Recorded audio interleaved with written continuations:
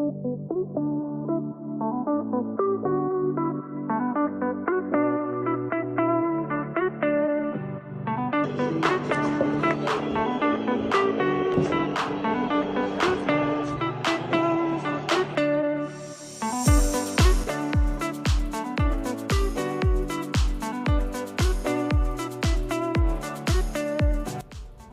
morning.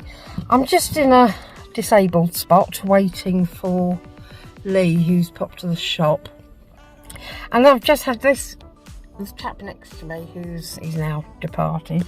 He's gone over to M&S, I think, and he actually knocked on the window. I can't put it down because the keys aren't in the car, so I had to open the door, and he said, "Oh, you're not supposed to park here if you're not disabled." I mean, our Herbie car. I'll put a little clip on of him.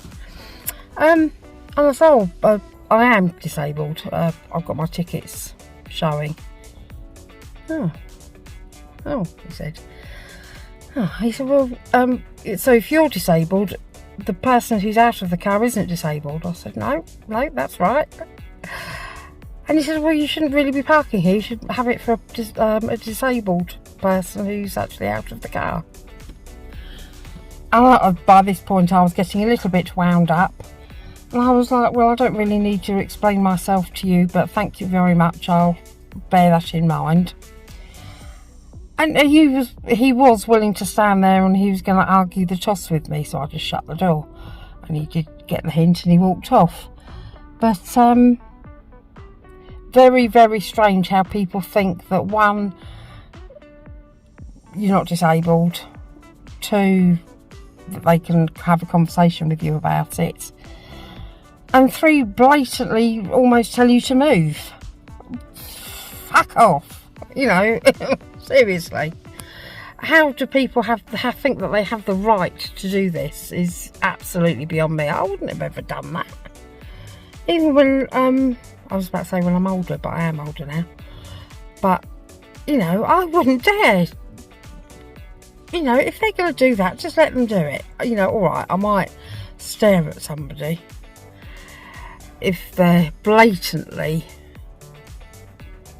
disregarding the rules.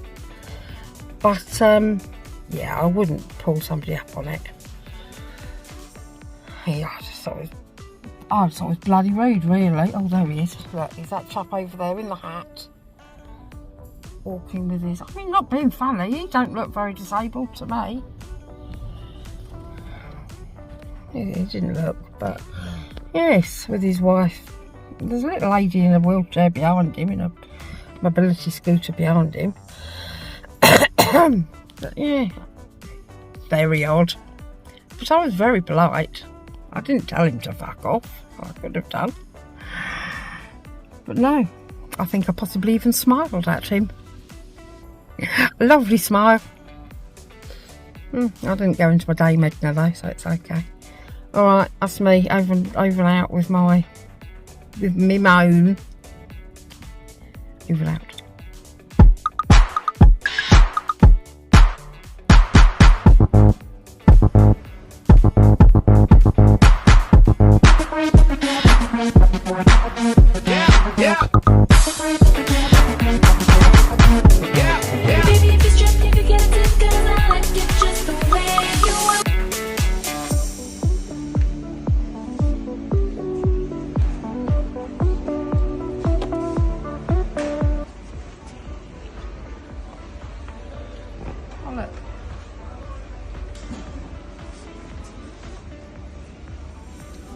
That's the mechanic lady, isn't it?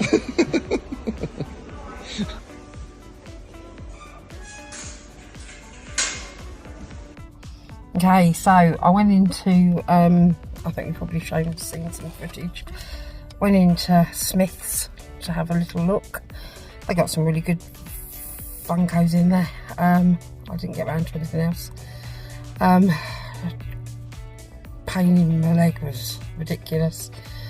So I had to come out, but Lee asked for the lady to let us out of the main gate thing, you know, the swingy gates, and she was like, well, can't you walk around the other way? He'd already said, can you let us out so we can get to the disabled spot? And he was like, well, no, that's why we need to get out quickly. And then I think she saw my face, and I was almost in tears at that point. So she just pressed the button and opened the swingy gates. And frankly, if you'd just done that in the fucking first place, it would be much easier. It's not a hardship, is it, for people to try and be a bit helpful? But no, she's little Miss Hitler, and she likes to be in charge. Anyway, I've come out, sat in the car again. I've taken the morphine, and I've already had 40 milligrams of codeine this morning, cocodamol. So that's probably equivalent to 40 milligrams of morphine. So I'll probably be off my face later. Lovely, it's good shit, this is. Yeah, pain in my legs ridiculous, and it's really come up. The reason I know that they've really come up is because my jeans tighten. Let me see if I can turn you around. The seam starts to come round. It's really bizarre. So that's already started to come round. So, yeah, so that's how I know that my legs are already very heavy and hurty. The lymphedema that I have is fucked up my legs. Oh, that. I can't on my teeth. Oh well. Anyway, so I did have a little look. They were very good. I was quite impressed with their selection. But I used to go around and do loads of these. Hopefully I will be able to again soon. Just got to get my pain sorted. Okay, that's me anyway. I don't know what we're going to do now, but no doubt I'll tell you. If I don't tell you, this probably just means I've gone home and gone to sleep. So for the moment, over and out.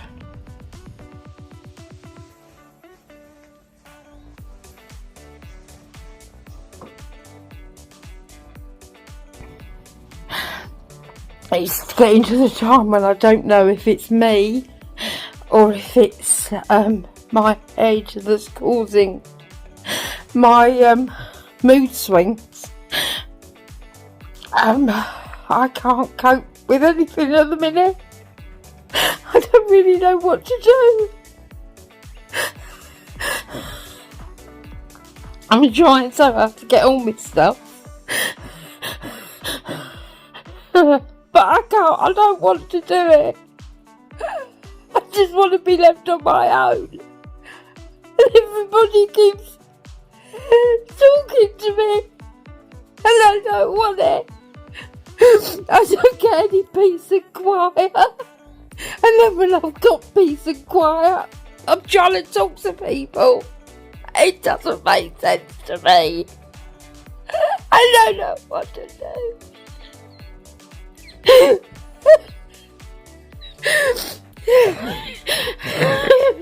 I don't know what to do at all.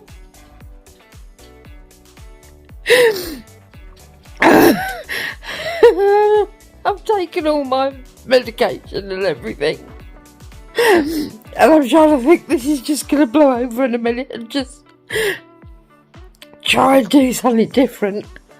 And try and do something else and take my mind off it, and I do something else, and then the pain kicks in, and then I have to sit down, and so I start thinking about everything again.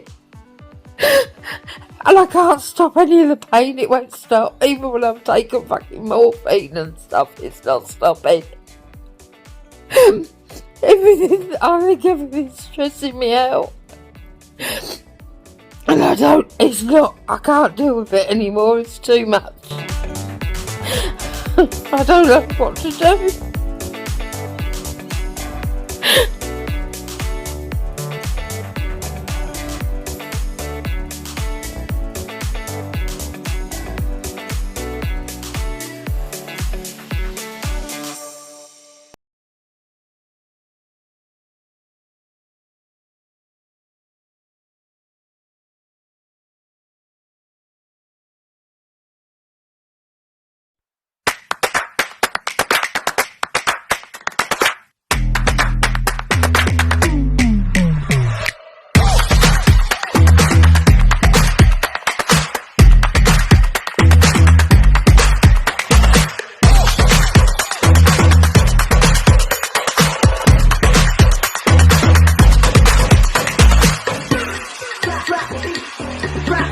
drop the beat, drop the beat, drop the beat, drop, drop, drop, drop.